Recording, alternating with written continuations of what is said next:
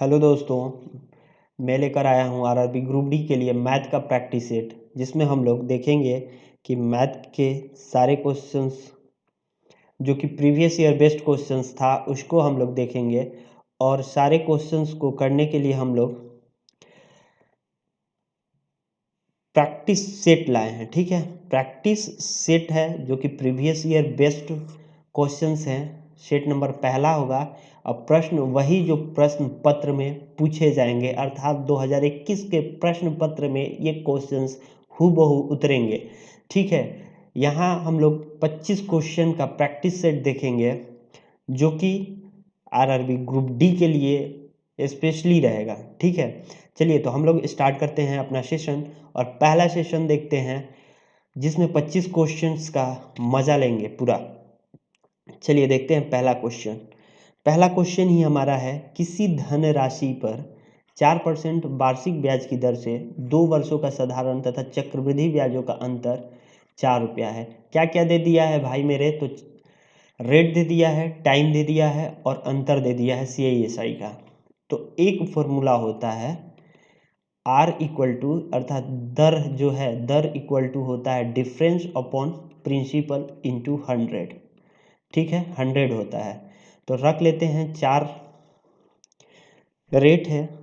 चलिए आराम आराम से बता रहे हैं। डिफरेंस है 4, डिफरेंस CISI का अंतर जो कि 4 दिया हुआ है।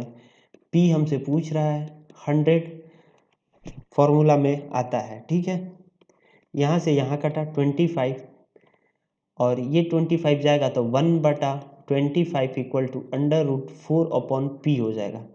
तो ऐसे देखते हैं, स्क्वायर दोनों तरफ करेंगे तो 1/625, 25 का स्क्वायर 625 और इधर से अंडर रूट हट जाएगा, 4/P हो जाएगा।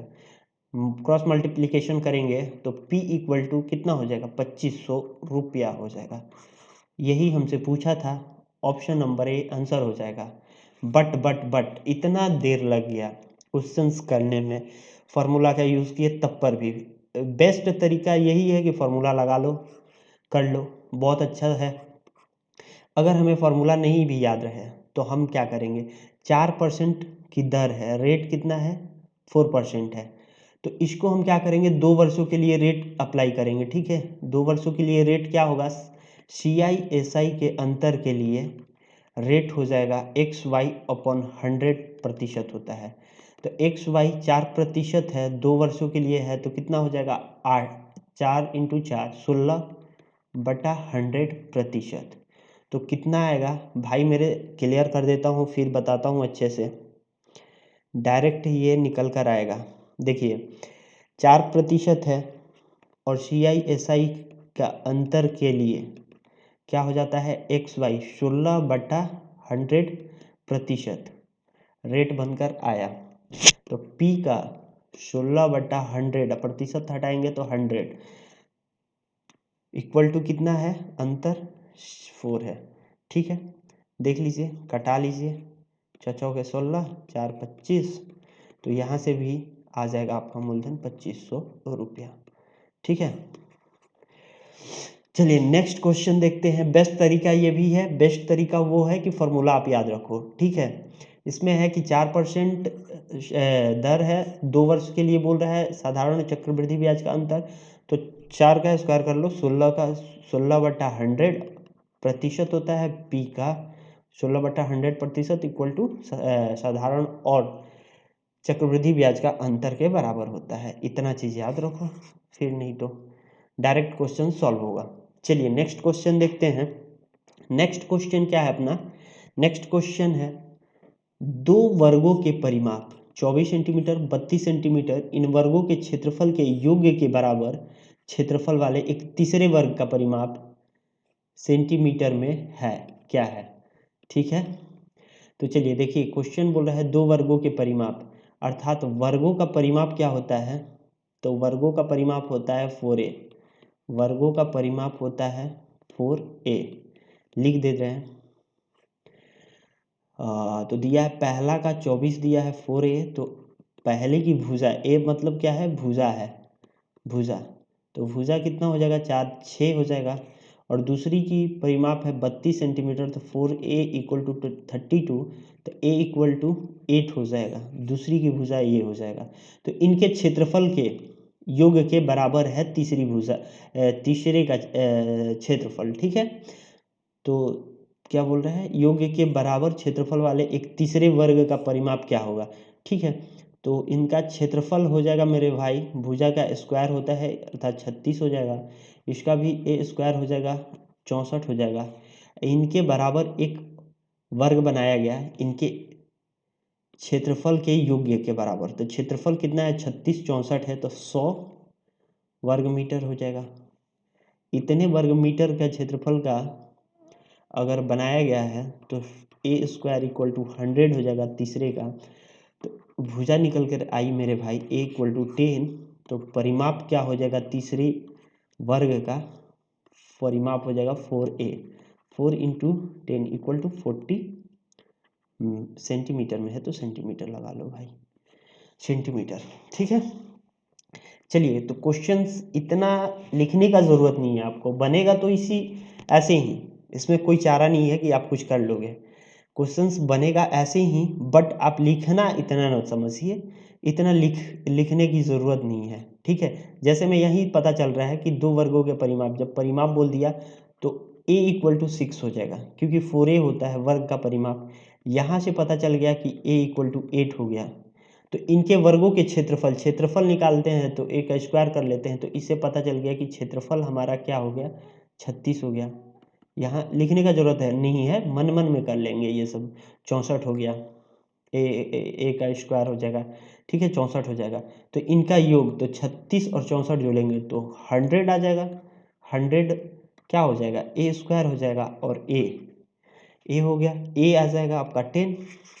मन मन में कर लेंगे ये सब, 10 के बराबर। तो परिमाप क्या होगा तीसरे वर्ग का परिमाप, तो 4 इंटू ए 10 आया, तो 4 इक्वल टू 40। आप ऐसे भी कर सकते हैं मन मन में, सब 40 आंसर आ गया, इसको लिखने का ज़रूरत नहीं है इतना सारा। चलिए नेक्स्ट क्वेश्चन देखते हैं। आशा करते हैं समझ में आया होगा क्वेश्चन, बहुत इजी क्वेश्चन है, कोई लोचा नहीं है क्वेश्चन में भाई, मेरे सीधे सीधे बोल रहा है ये क्वेश्चन। चलिए नेक्स्ट क्वेश्चन देखते हैं। उस धन का आयतन क्या होगा, धन धन नहीं मेरे भाई, ये घन है, घन, धन मत पढ़िएगा, घन है। घन का आयतन क्या होगा जिसके विकर्ण की माप 4 सेंटीमीटर होती है। तो देखिए भाई, घन का आयतन अगर विकर्ण दिया हुआ है तो विकर्ण दिया हुआ है तो विकर्ण का √3 का होल क्यूब होता है। तो विकर्ण 4 दिया है, √3 का 3, तो 4 का क्यूब कितना हो गया, 64, और 3 √3 का क्यूब करोगे तो √3 हो जाएगा। क्यू है तो घन सेंटीमीटर में आएगा, ऑप्शन ही नहीं है यार मेरे भाई, ऑप्शन गलत दिया हुआ है, एक लगा लो यहाँ, 64 √3 घन सेंटीमीटर क्यूब हो जाएगा ये वाला। चलिए नेक्स्ट क्वेश्चन देखते हैं। थोड़ा सा घन के बारे में बता देता हूँ। यदि एक घन की प्रत्येक भुजा a इकाई हो, यदि आप लिख लीजिएगा, नोट करके लिख लीजिए, यदि एक घन की प्रत्येक भुजा a इकाई हो, तो याद रखिएगा ये सवाल, ये इस पे क्वेश्चंस डायरेक्ट पूछे जाते हैं और डायरेक्ट क्वेश्चन बनता है, ठीक है। तो घन का आयतन, यदि एक घन की प्रत्येक भुजा a इकाई हो तो घन का आयतन क्या हो जाएगा, घन का आयतन a क्यूब होता है भाई, टोटल सरफेस एरिया, अर्थात घन का संपूर्ण क्षेत्रफल, संपूर्ण पृष्ठीय क्षेत्रफल क्या हो जाएगा, 6a स्क्वायर होता है। और एक हो जाएगा तीसरा, बात कर लें तो घन का विकर्ण क्या हो जाएगा, घन का विकर्ण क्या हो जाएगा, तो √3a होता है। कैसे होता है ये डिराइव करके बता देंगे कभी, बट इतना याद रखिए, इतना आपको याद रखना पड़ेगा। इसी पे सारे क्वेश्चंस जो पिछले 2018 में क्वेश्चंस आए थे, ये तीन क्वेश्चंस, 3 फार्मूलाज पे सारे क्वेश्चंस बन जाएंगे मेरे भाई, समझ जाइए इस बात को। तो ये हमेशा फार्मूला याद रहना चाहिए आपको। चलिए नेक्स्ट क्वेश्चन देखते हैं। नेक्स्ट क्वेश्चन क्या है हमारा, एक समचतुर्भुज विकर्ण क्रमशः 32 सेंटीमीटर और 24 सेंटीमीटर है। इस समचतुर्भुज का परिमाप क्या है? तो समचतुर्भुज बोल रहा है मेरे भाई, समचतुर्भुज कैसे बनेगा? समान चतुर्भुज बनाएंगे। रुकिए, थोड़ा सा फिगर गलत बन रहा है। देखिए, समचतुर्भुज का परिमाप क्या हो जाएगा? थोड़ा सा टाइम दीजिएगा, मैं बता रहा हूँ। ये उनके विकर्ण हो गए।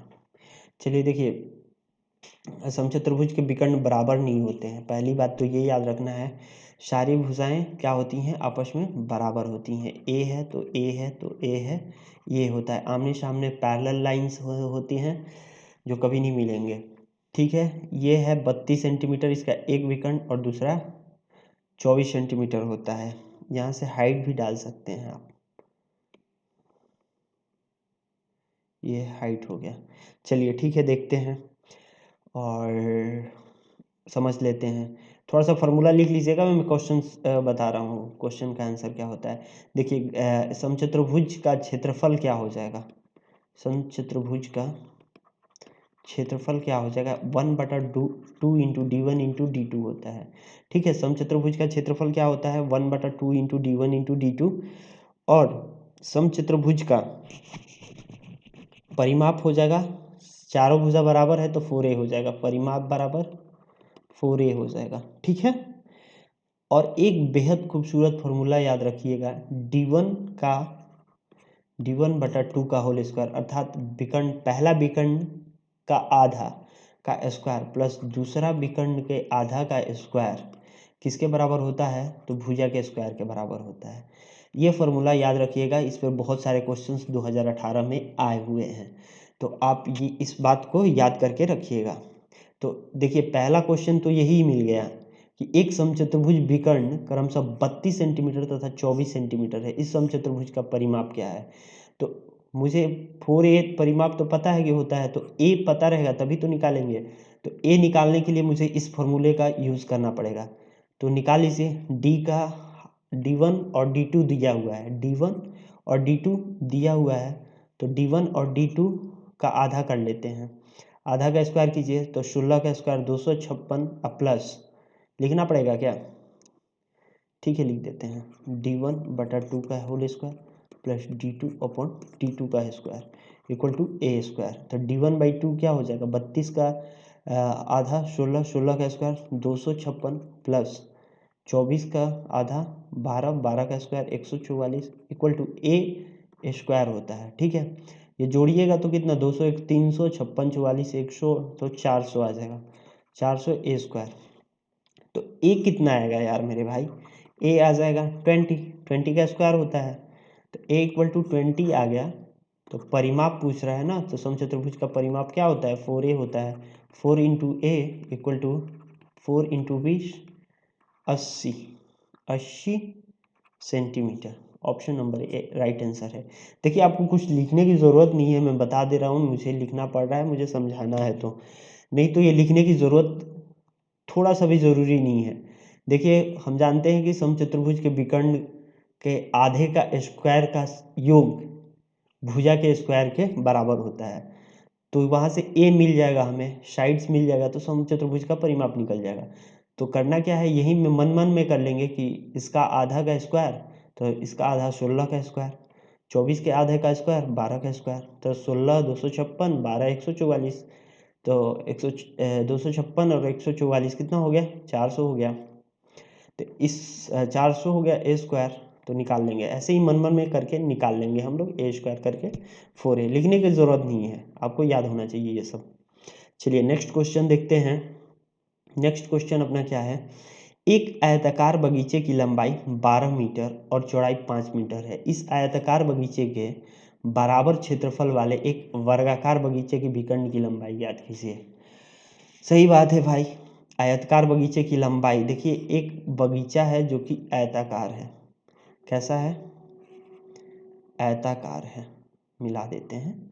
ठीक है, इसकी लंबाई 12 मीटर है, चौड़ाई कितनी है? 5 मीटर है। तो इसका क्षेत्रफल कितना हो जाएगा आयत का? क्षेत्रफल क्या होता है, लंबाई गुने चौड़ाई। लिख कर बता रहे हैं हम, 12 metre into 5 equal to 60 metre square. ठीक है, वही बोल रहा है क्वेश्चन कि एक वर्गाकार बगीचे के विकर्ण की लंबाई क्या इसके क्षेत्रफल के बराबर है वर्गाकार बगीचा। ठीक है, वर्गाकार बगीचा इसके क्षेत्रफल के बराबर है, तो वर्गाकार बगीचे का क्षेत्रफल क्या हो जाएगा, ए स्क्वायर के बराबर होगा, क्योंकि भुजा मान लीजिए ए है, तो ये इसका क्षेत्रफल क्या होता है, वर्ग का क्षेत्रफल ए स्क्वायर होता है। ठीक है, तो क्या हो जाएगा मेरे भाई, ए स्क्वायर इक्वल टू 60, तो ए इक्वल टू √60। √60 को तोड़ेंगे तो क्या हो जाएगा, तोड़ दीजिए इसको, 15 चौके 60, 2 बाहर, √15। ठीक है, मीटर पूछ रहा है हमसे क्या, तो विकर्ण की लंबाई पूछ रहा है। तो वर्ग का विकर्ण क्या होता है, भुजा √2, अर्थात ए कहने का मतलब ही है भुजा, अपना भुजा ए है, तो ए √2 होता है। तो ठीक है, तो विकर्ण क्या हो जाएगा, विकर्ण हो जाएगा भुजा √2, अर्थात ए √2। तो ए कितना है, 2√15 इंटू √2, इधर लिख दे रहे हैं 2√15 इंटू √2। तो देखिए ये 2 इंटू √30 मीटर, ये आपका आंसर हो जाएगा ए नंबर। चलिए, बेहद खूबसूरत सवाल था, आप इस बात को समझ रहे हैं, ठीक है ना। चलिए नेक्स्ट क्वेश्चन देखते हैं। नेक्स्ट क्वेश्चन सिंप्लीफिकेशन का है, बहुत अच्छा है तो नहीं कहेंगे, फिर भी ये क्वेश्चंस आते रहते हैं, इनका प्रैक्टिस करके जाइए, नहीं तो फिर हो जाएगा। इसमें सबसे पहले ये कोष्टक का काम करेंगे, रेखा कोष्टक है जिसे बार के नाम से जाना जाता है। ठीक है, तो 5 7 12 इसका काम करेंगे, इसको जोड़ लेंगे, सबसे पहले ये जुटेगा, फिर ये प्लस है तो ये होगा 15, फिर छोटी ब्रैकेट होगी, माइनस लगा है तो 3 हो जाएगा। तो यहाँ तक तो कहानी आ गया अपना समझ में कि 3 आ रहा है, -3 है, 15 12, तो यहाँ से 27 -3 24, अब लिख लेते हैं 72/1/2 इक्वल टू 24। यहाँ तक समझ में आया ना, 27 - 3 इक्वल टू 24। ठीक है, यहाँ से काट दीजिए, 12 बार में कट जाएगा, 12 छक 72, तो 72/12, 2 से 12 मिनट में कट जाएगा, 12 छक्का 72, 6 आंसर हो जाएगा। इस क्वेश्चन में जाननी था। ठीक है, चलिए नेक्स्ट क्वेश्चन देखते हैं। नेक्स्ट क्वेश्चन क्या है अपना, नेक्स्ट क्वेश्चन है, एक समकोण समद्विबाहु त्रिभुज का क्षेत्रफल 800 वर्ग सेंटीमीटर है। कैसा क्षेत्र, किसका क्षेत्रफल, समकोण समद्विबाहु त्रिभुज का। देखिएगा दोस्त, थोड़ा सा लाइन टेढ़ा खींचा गया है, हम करते हैं क्या, ऐसे कोई समकोण समद्विबाहु समकोण त्रिभुज है। समद्विबाहु समकोण त्रिभुज कहने का मतलब क्या, ये भुजा बराबर होगी, अर्थात ये और ये भुजा बराबर होगी,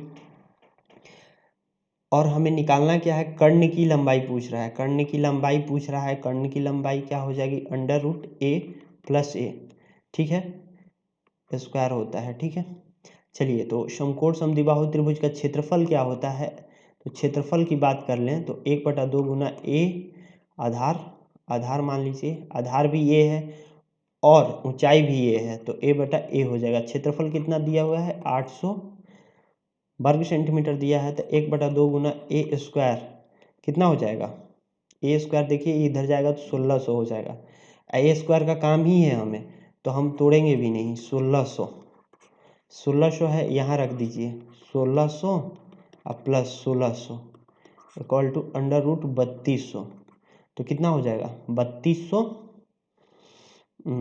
तोड़ दीजिए इसे, 16 दूनी 32, 2 अंदर रहेगा, तो 1600 यानी 40/√2 सेंटीमीटर। ठीक है, 42/√2 सेंटीमीटर, ये आंसर हो जाएगा आपका। चलिए, समझ रहे हैं, समझ में आया होगा आपको। चलिए नेक्स्ट क्वेश्चन देखते हैं।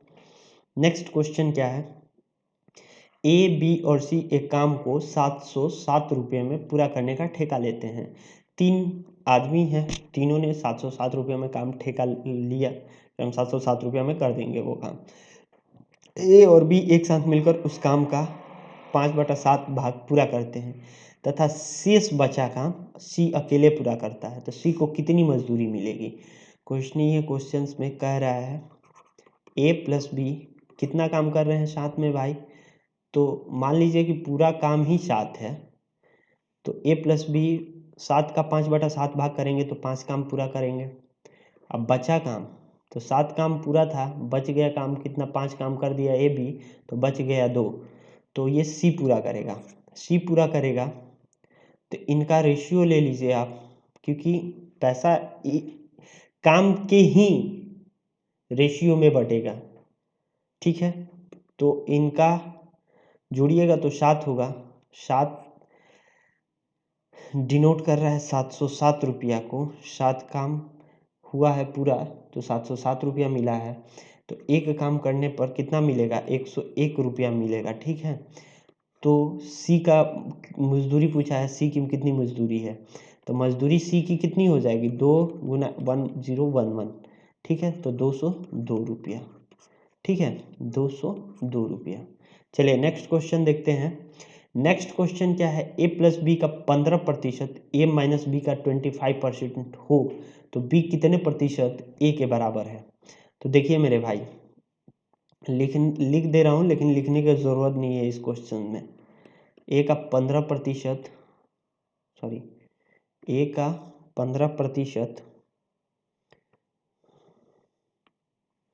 देखिए ए का 15% ए माइनस बी के 25% के बराबर है, ठीक है ना।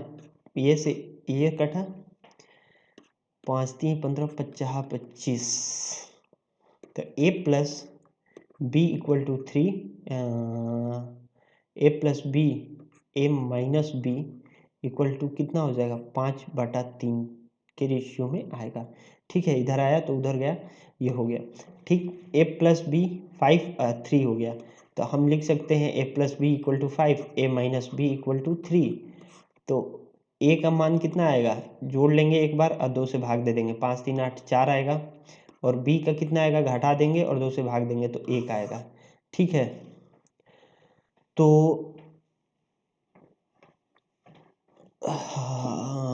आप देख लीजिए, अब पूछ रहा है कि तो बी का कितने प्रतिशत ए के बराबर है, तो बी कितना है भाई, 1 है, 1 का x प्रतिशत 4 है,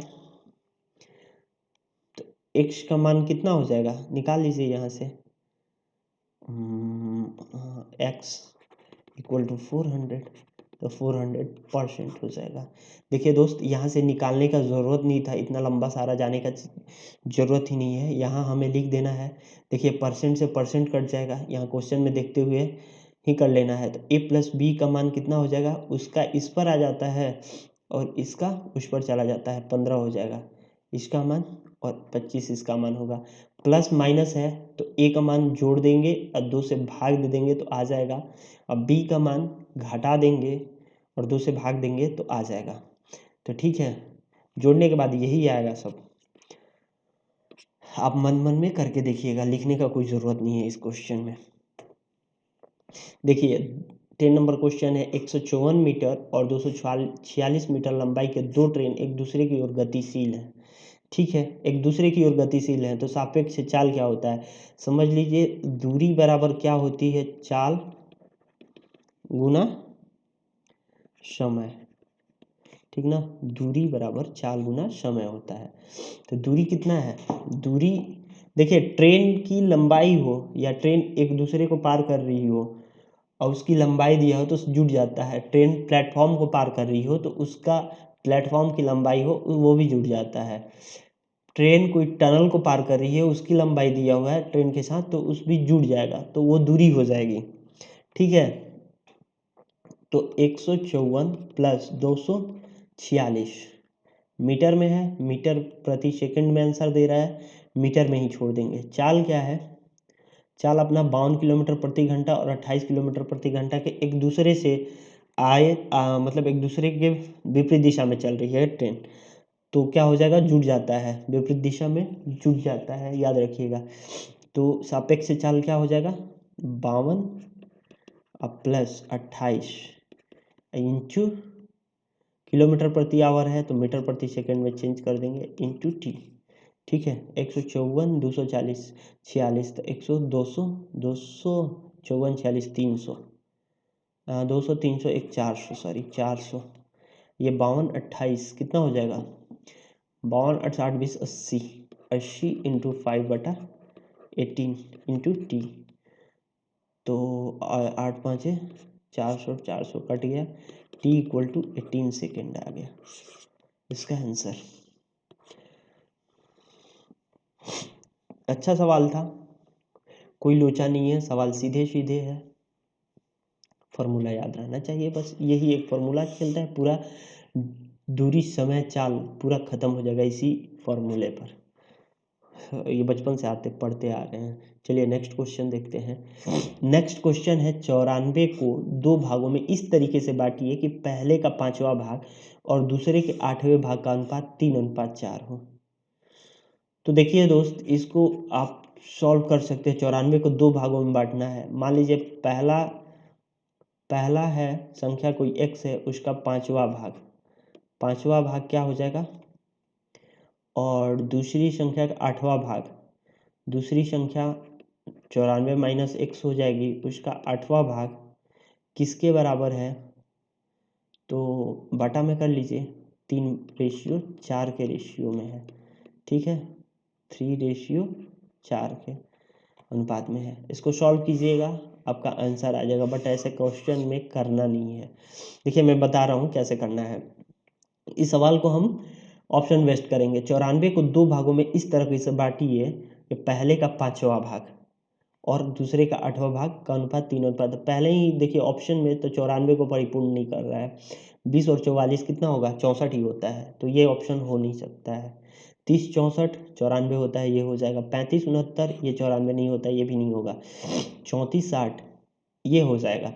चलिए तो देखते हैं 30 64 सेटिस्फाइड कर रहा है कि नहीं इस स्टेटमेंट को। देखिए तरीके से बांटिए कि पहले का 5वां भाग कीजिएगा तो कितना आ जाएगा मेरे भाई, 6 आ जाएगा। चलिए 6 आ गया। और दूसरे के 8वें भाग का अनुपात, दूसरे का 8वां भाग कीजिएगा, 64 में 8 से भाग दीजिएगा तो 8 आ जाएगा। इनका अनुपात कितना हो गया, 2 3 6 2 चौके 8, तो ये हो गया, राइट आंसर है बी नंबर ऑप्शन राइट है। चलिए नेक्स्ट क्वेश्चन देखते हैं।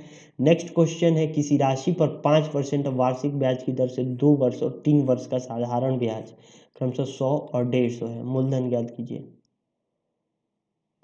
ये क्या है, क्वेश्चन ही नहीं है यार, एकदम इजी क्वेश्चन है, कुछ नहीं बोला है। किसी राशि पर, मान लीजिए राशि पी है, 5% 2 वर्ष में कितना दे रही है, 100 रुपया दे रहा है, तो मूलधन ज्ञात करना था, और कुछ मांगा ही नहीं है सवाल में। यहाँ से 10 से 1 0 कट गया, मूलधन कितना हो जाएगा, 1000 हो जाएगा। 1000 है, 1000 आंसर। सवाल बहुत बेहद ईजी था, बच्चों वाला सवाल था। चलिए एक क्वेश्चन देखिए। ए बी और सी 3 ट्यूब एक हौद से जुड़े हुए हैं। ए और बी एक साथ 6 घंटे में हौद को भरते हैं। बहुत सुंदर भाई, ए प्लस बी कितने घंटे में, 6 घंटे में भरते हैं। बी प्लस सी कितने घंटे में, 10 घंटे में भरते हैं। ए और सी एक साथ मिलकर हौद को 7.5 घंटे में भरते हैं।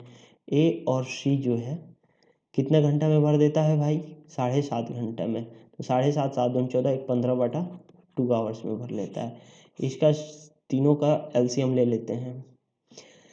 देखिए 15/2 है तो ऊपर वाले का एलसीएम लेते हैं। ठीक है, 6 10 15, 6 10 15 का एलसीएम कितना हो जाएगा, 30 हो जाएगा। ठीक है,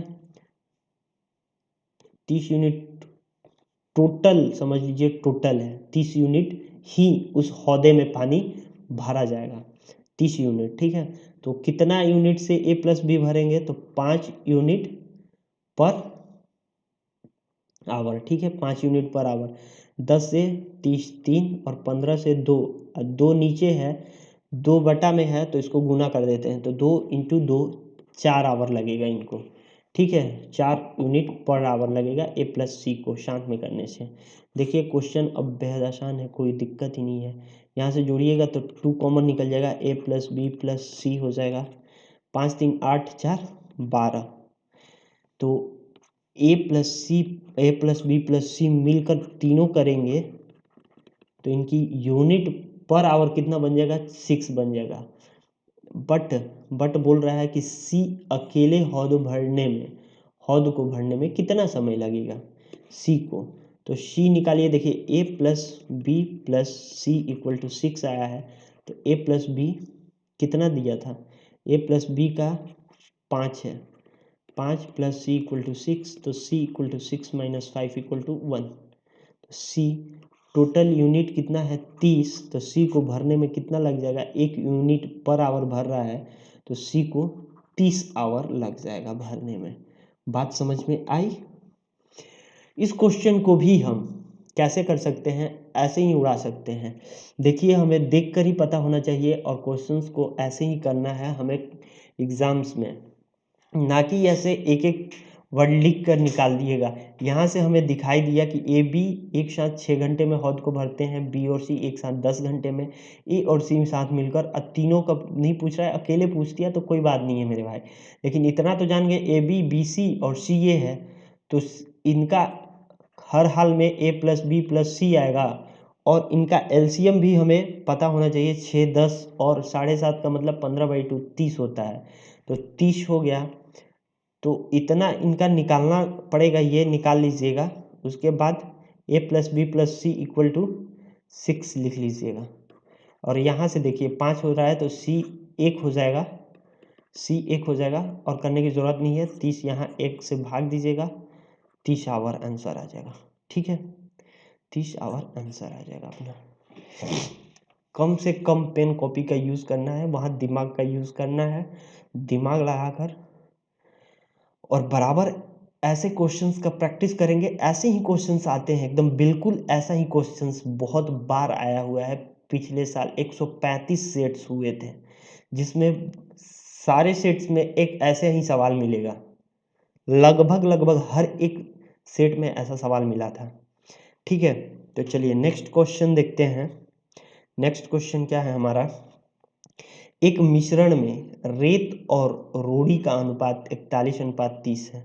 ठीक है भाई, रेत लिख लेते हैं, रेत ही लिख लेते हैं, क्या दिक्कत है। रेत और रोड़ी का 41:30 अनुपात है। ठीक है, जबकि रोड़ी और सीमेंट का कितना है, 6:7 है। तो 6 × 5 कर ले, इसको इक्वल कर ले। ठीक है, तो इधर भी 5 से कर लेते हैं। बहुत इजी सवाल है ये भी, ऐसे सवाल आ जाए तो कोई दिक्कत ही नहीं है मेरे भाई। तो पूछ रहा है मिश्रण में रेत और सीमेंट का अनुपात क्या है, तो रेत और सीमेंट का अनुपात 41:35 है। लगाइए, निकल जाइए। चलिए, प्रेक्षणों के माध्य 9 है, इतना प्रेक्षणों का माध्य 9 है। अंतिम 3 प्रेक्षणों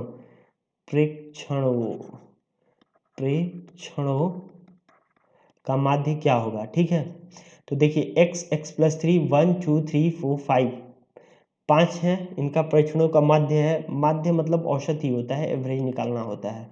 ठीक है, तो इनका एवरेज निकाल लीजिए, 9 है 45 आ जाएगा। देखिए लिखने की ज़रूरत नहीं है, ये भी क्वेश्चंस बिन लिखे हो सकता है। एक बार मैं लिख के बता रहा हूँ, फिर बताऊँगा इसको कि कैसे किया जाएगा। देखिए x क्या होता क्या है, माध्य बराबर आप लिख सकते हैं कुल संख्याओं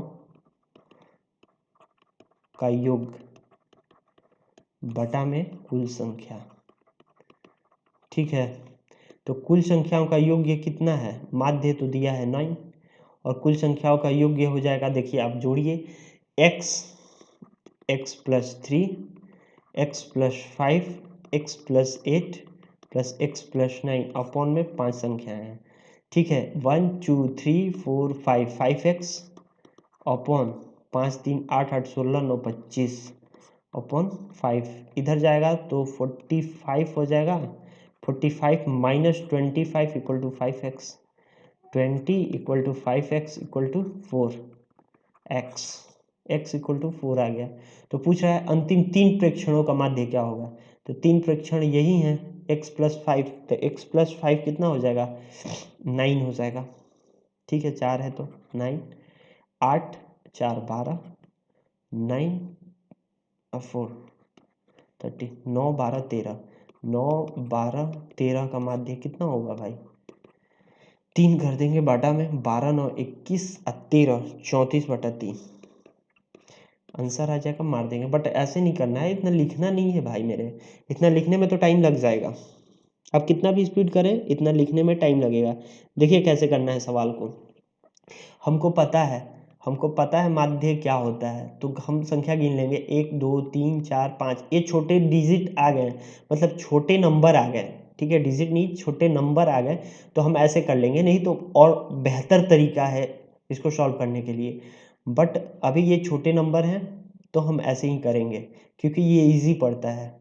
ठीक है, x plus 3 x plus 5 x plus 8 x plus 9, तो 5 संख्या है माध्य है, तो इनको करेंगे तो 45 आ जाएगा, इधर से जाएगा तो 45 आएगा, और ये जोड़ लेंगे x x 1 2 3 4 5 5x हो जाएगा, 5x प्लस 5 3 8 8 16 9 25 इक्वल टू 45, इधर से जाएगा तो 45 में से 25 गया 20 x इक्वल टू 4 यहाँ से आ जाएगा। हमको पता चल गया यहीं पे कि x इक्वल टू 4 आ गया।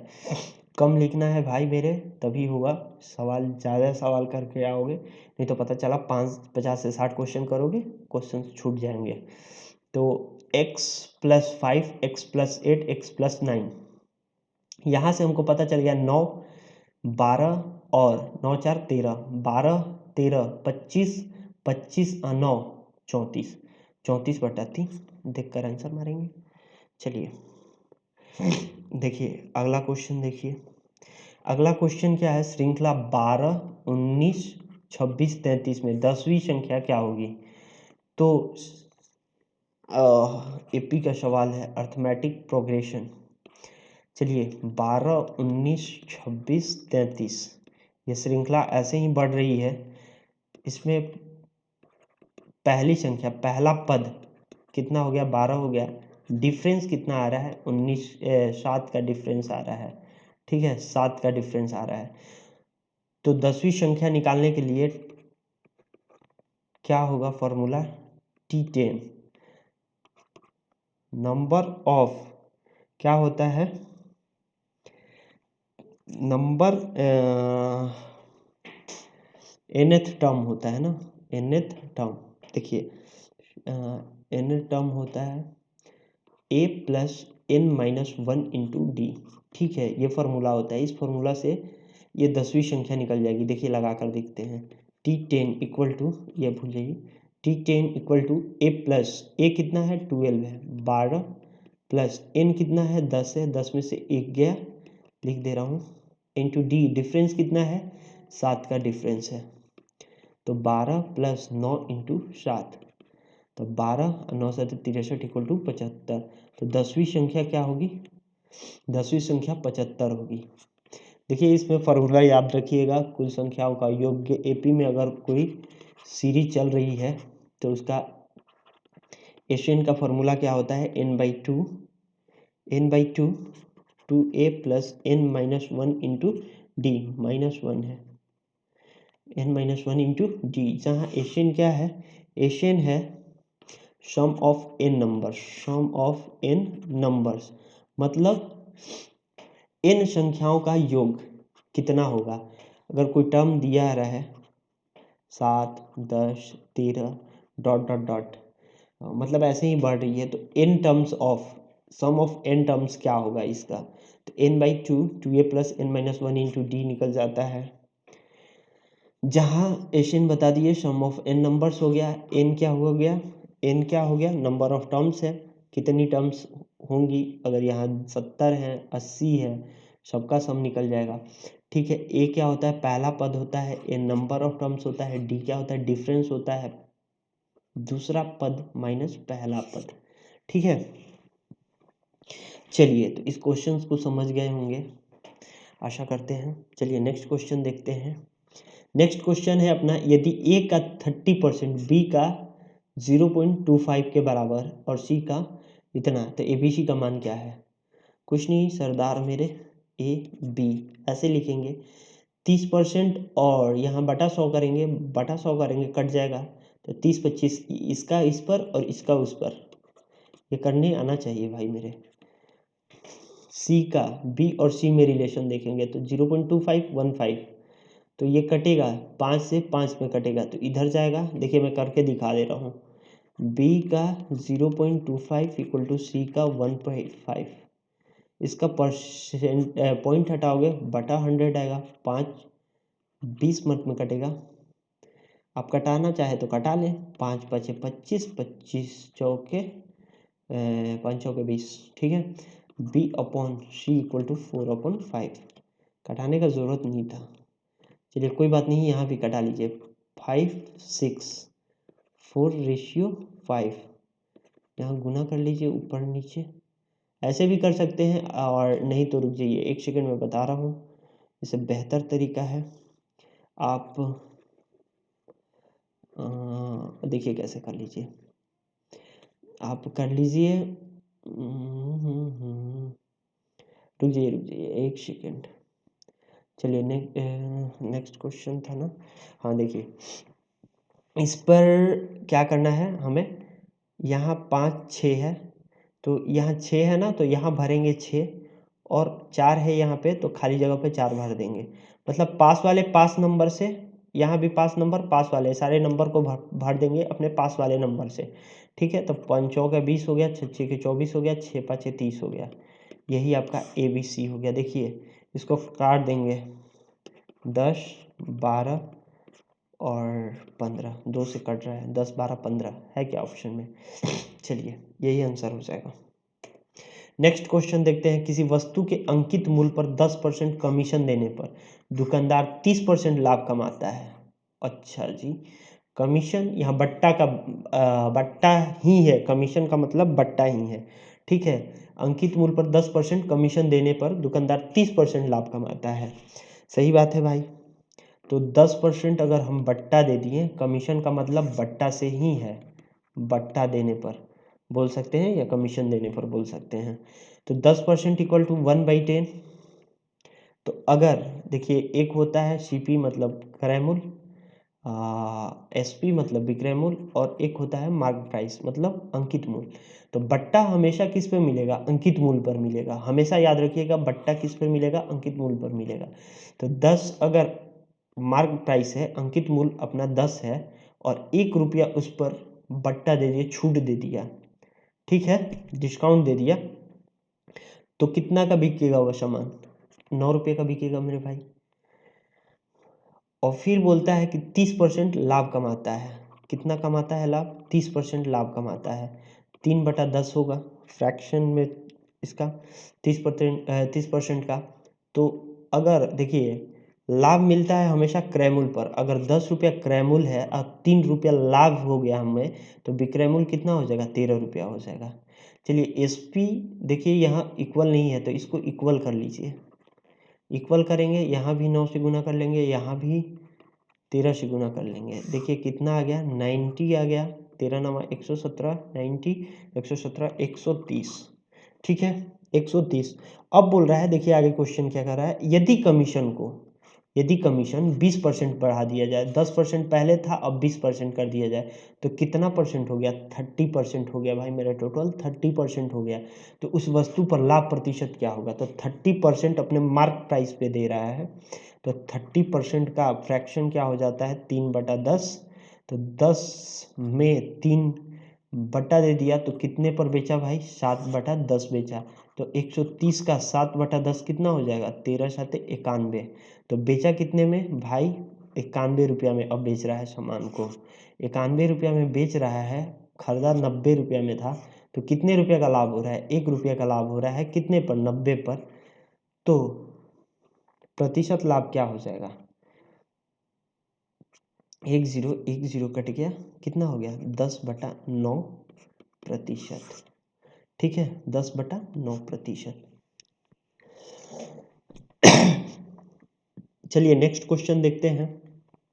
नेक्स्ट क्वेश्चन फिर से वही सवाल है, वही नहीं है, 13% हानि और 15% लाभ के बीच का अंतर 63 था। प्रश्न में वस्तु का लागत मूल्य क्या है?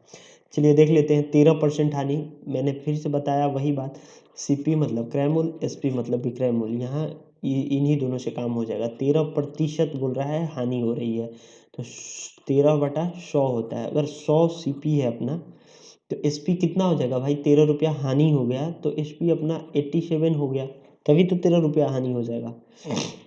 अगर 15% लाभ हो रहा है तो 15/100, तो 100 अगर सीपी हो गया तो लाभ हो गया 15 रुपये का उस पर, तो 115 रुपये में बेचा।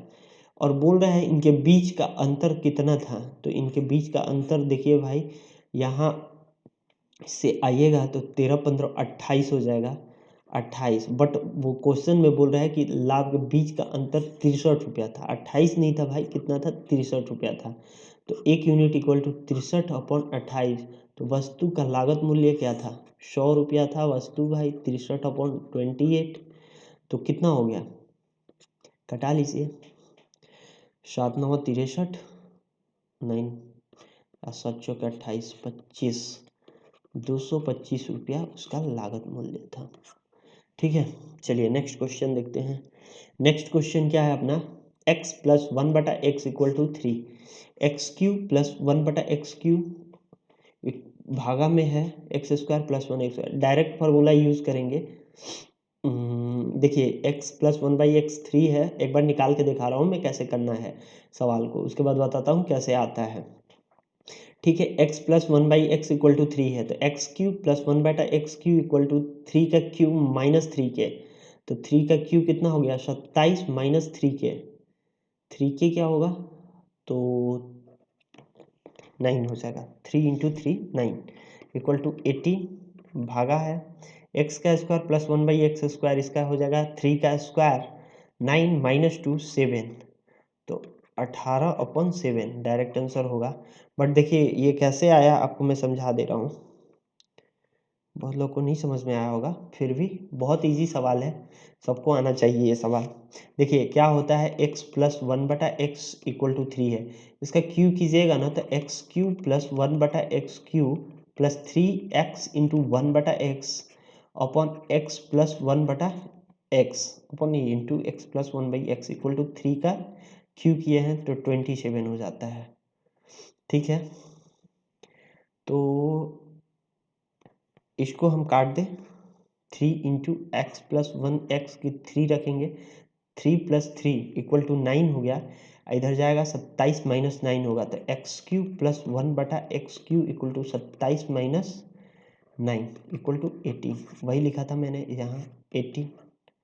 ठीक है, वैसे ही x प्लस 1/x का स्क्वायर करेंगे तो निकल जाएगा और आएगा 3 का स्क्वायर 9, 9 माइनस 2 कर देंगे 7 आ जाएगा। ठीक है, आपको याद रखना चाहिए, क्या याद रखने योग्य बात है कि देखिए x plus 1/x equal to के रहे, तो x³ प्लस 1/x³ क्या हो जाएगा? k³ minus 3k। ठीक है, अगर यही चीज x² प्लस 1/x² पूछ ले तो क्या होता है? k का स्क्वायर माइनस 2। ठीक है, ये आपको याद रखना चाहिए भाई, डायरेक्ट लगेगा, बहुत सारा क्वेश्चन इस पर पूछा है प्रीवियस ईयर में, आशा करते हैं इस बार भी पूछेगा ही। इस क्वेश्चन का आंसर क्या आएगा? 18/7। चलिए नेक्स्ट क्वेश्चन देखते हैं। Sec theta minus tan theta 1.25, तो sec theta minus tan theta equal to what? देखिए क्वेश्चन क्या कह रहा है, क्वेश्चन कह रहा है sec theta minus tan theta, तो एक आइडेंटिटी होती है, आइडेंटिटी में sec square theta minus tan square theta equal to 1 होता है, तो इसको हम लिख सकते हैं sec theta plus tan theta और sec theta minus tan theta equal to क्या हो जाएगा? 1 हो जाएगा। तो sec theta plus tan theta 1.25 दिया है, sec theta minus tan theta equal to 1, तो क्या हो जाएगा? इधर से उधर जाएगा। देखिए sec theta minus tan theta लिखने का ज़रूरत नहीं है मेरे भाई, बता रहा हूँ कैसे करना है सवाल को। 1.25, ठीक है, तो इसको करेंगे, पॉइंट हटाएंगे, 100 हो जाएगा, 25 चौके 100, 25 पचे 125, 4/5 इक्वल टू 0.8। ठीक है, आंसर तो हो गया 0.80, बट इतना लिखने की ज़रूरत नहीं है आपको। क्वेश्चन देखना है, sec theta plus tan theta दिया है, तो क्या करना है, देखिए sec theta plus tan theta equal to 1.25 दिया है, तो sec theta minus tan theta क्या होगा, कुछ नहीं करना है भाई, ये व्युत्क्रम होता है, बस 1.25 लिख देना है, 1/1.25, या sec theta minus tan theta देकर पूछ ले sec theta plus tan theta क्या होगा, तो भी ऐसे ही करना है मेरे भाई। आपको ये बात समझ में आ जानी चाहिए। अब लगा लेंगे, ये हटाएंगे, 0 0, 25 चौके 100, 25 पचे 125, 0.80 राइट आंसर है इसका। चलिए 1 मिनट का सवाल, 1 मिनट का बोल रहे हैं, सेकेंडों में सेकंड का सवाल था। ये देखिए अगला क्वेश्चन, एक मोटर बोट 9 किलोमीटर की दूरी को धारा की दिशा में तय करने में 2 घंटे तथा धारा की विपरीत दिशा में तय करने में 6 घंटे लेती है, धारा की गति क्या है। तो देखिए भाई, एक मोटर बोट है मान लीजिए, बोट धारा की दिशा में जा रही है, तो धारा की दिशा W है, तो धारा की दिशा में जाएगी तो जुड़ जाता है, क्योंकि देखिए यहाँ समझा दे रहा हूँ मैं कॉन्सेप्ट, कि नदी में अगर नदी में नाव जाती है और धारा की दिशा भी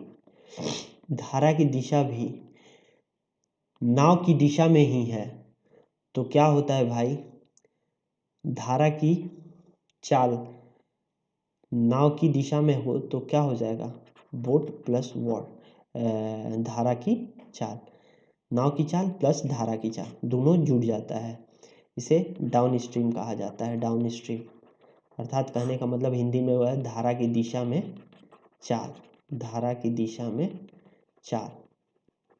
ठीक है, और एक होता है विपरीत दिशा में, विपरीत दिशा में अगर बोट चल रही है और धारा विपरीत दिशा में बह रहा है, तो इस टाइम बोट माइनस हो जाता है वाटर, मतलब धारा की चाल माइनस में हो जाता है। तो वही बोल रहा है कि धारा की दिशा में तय करने में 2 घंटे का समय लगता है, तो कितना दूरी तय कर रहा है, तो 9 किलोमीटर दूरी तय कर रहा है, कितने समय में, 2 घंटे में तय कर रहा है। तो कितना किलोमीटर प्रति घंटा के दर से चला था वो, तो 4.5 किलोमीटर पर आवर की स्पीड से चला था, तो यहाँ लिख लेते हैं 4.5 किलोमीटर पर आवर। ठीक है, धारा की दिशा की चाल, और विपरीत दिशा में माइनस होगा, आप चलिए देखिए माइनस हो जाएगा यहाँ पे, और 6 घंटे में विपरीत दिशा में 6 घंटे में माइनस हो गया, तो 9 किलोमीटर की दूरी 6 घंटे में तय कर रहा है, तो कितना हो जाएगा, 1.5 किलोमीटर पर आवर की चाल से चलता होगा। ठीक है, कैसे चलता होगा, 1.5 किलोमीटर पर आवर की स्पीड से चलता होगा। तो पूछ रहा है कि 6 घंटे में धारा की गति क्या थी, तो बाबू मेरे इसको कटा दो, धारा की दिशा पूछ रहा है तो इसे कटाएंगे, माइनस माइनस कर देंगे, प्लस हो जाएगा 2, ये घट जाएगा, तो 3 यहाँ आएगा और 2 यहाँ आएगा, ऐसे कर लो, तो कितना आ गया भाई, 1.5 किलोमीटर पर आवर। तो धारा की चाल कितना हो जाएगा, 1.5 किलोमीटर प्रति घंटा। चलिए ये बात समझ में आ जाना चाहिए। चलिए नेक्स्ट क्वेश्चन देखते हैं, एक छात्र को परीक्षा में उत्तीर्ण होने के लिए 40% अंक लेने थे, उसने 178 अंक लिए तथा वह 22 अंकों से अनुत्तीर्ण घोषित किया गया। ठीक है मेरे भाई, कुल पूर्णांक कितने थे, तो कुल पूर्णांक पूछा है, कोई नहीं, क्वेश्चन बहुत इजी है भाई, 178 अंक लाने थे, 40% अंक उसको लाने थे, जिसमें 178 लेकर आया, 22 अंक से पीछे हो गया, मतलब 22 अंक नहीं आ पाया, तो जोड़ दो, ये इतना आ जाता तो 40% मार्क्स आ जाता। तो कितना हो गया, 8 2 10, 7 2 9 1 10, 1 1 2, 200, तो इसको डिनोट कर रहा है 200, तो 1% कितना हो जाएगा, 200/40 इक्वल टू 5, तो 100% इक्वल टू 500। तो पूर्णांक कितने का था? 500 का था। चलिए नेक्स्ट क्वेश्चन देखते हैं। साधारण ब्याज की किस दर से कोई धन 8 वर्षों में 3 गुना हो जाएगा? मेरे भाई बहुत अच्छा सवाल है। साधारण ब्याज की दर से कोई धन मान लेते हैं P है, कोई धन 8 साल में, कितने साल में? 8 साल में 3 गुना हो जाएगा, मतलब 3P हो जाएगा। ये मिश्र धन है अपना, मिश्र धन है। मिश्र धन में क्या क्या होता है? तो साधारण ब्याज होता है, साधारण ब्याज की बात करें तो और क्या होता है? मूलधन होता है। तो साधारण ब्याज की बात कर रहा है तो P है, तो मिश्र धन 3P है, तो यहाँ से निकाल लेंगे तो ब्याज निकल के आ जाएगा क्या? 2P हो जाएगा ब्याज। 8 साल में 2P ब्याज मिल रहा है, तो P मूलधन पर कितना रेट रहे कि 8 साल में 2P ब्याज मिलेगा। ठीक है, कटा लें, इसको कटा दें। और 2 चौके 8, 4 25, तो R इक्वल टू कितना हो गया? 25%। ठीक है, चलिए नेक्स्ट क्वेश्चन देखते हैं, और बेहद ही खूबसूरत सवाल है। चलिए, A और B अलग अलग कार्य करते हुए किसी कार्य को क्रमशः 9 और 15 दिन में समाप्त कर सकते हैं। ठीक है भाई, A एक काम को 9 दिन में करता है, B उसी काम को 15 दिन में करता है। यदि वे एक दिन बारी बारी से कार्य करें और एक कार्य को आराम करें तो कार्य कितने दिन में समाप्त होंगे? बहुत अच्छा सवाल। 12 9 का LCM कितना हो जाएगा? 45 हो जाएगा भाई। 45 यूनिट काम मान लें हम, तो कितना हो गया? तो A 9 दिन में काम करता है, तो 45 यूनिट काम करना है, तो कितना काम करेगा? 5 करेगा। 15 3 करेगा, 3 यूनिट पर डे काम करेगा। ठीक है, लिख देते हैं, 5 यूनिट पर डे काम करेगा ये। चलिए, तो बोल रहा है यदि वे एक एक दिन बारी से करें, मान लो पहला A काम किया, पहला दिन कितना काम किया? 5 यूनिट काम किया, और दूसरा दिन B कितना काम किया? 3 दिन काम किया। तो A प्लस B मिलकर 2 दिन में कितना काम कर रहे हैं? 8 यूनिट काम कर रहे हैं। ठीक है, 8 यूनिट काम कर रहे हैं। तो काम कितना है भाई? 45 काम है। तो ठीक है, 8 5 40, इधर भी 5 से गुना होगा, तो 40 यूनिट 10 दिन में काम कर ले रहे हैं। अब B काम करके ख़त्म किया होगा, अब तो 11वां दिन कौन आएगा? 11वां दिन आएगा और 5 यूनिट A काम करके ख़त्म कर देगा। 45 यूनिट काम ख़त्म हो गया। तो टोटल कितना दिन लग गया? 11 दिन लग गया भाई, 11 दिन। 11 दिन राइट आंसर है। तो यहाँ अपना सेशन ख़त्म होता है। चैनल को लाइक सब्सक्राइब कर दिया जाए, और चलिए ऐसे ही रोज़ डेली बेसिस पे हम लोग ग्रुप डी का 25 क्वेश्चंस का सेट प्रैक्टिस करेंगे बेहतर ढंग से, और सारे भी बेहतर तरीके से कॉन्सेप्ट की बात किया जाएगा यहीं पर। देखिए, क्वेश्चंस कुछ ऐसे नहीं आए हैं, बस फॉर्मूला बेस्ड क्वेश्चंस है, कुछ भाषा को इधर उधर करके दिया है, तो सारे क्वेश्चंस को हम लोग देखेंगे और करेंगे। ठीक है, तब तक के लिए अलविदा मेरे दोस्त। चलिए।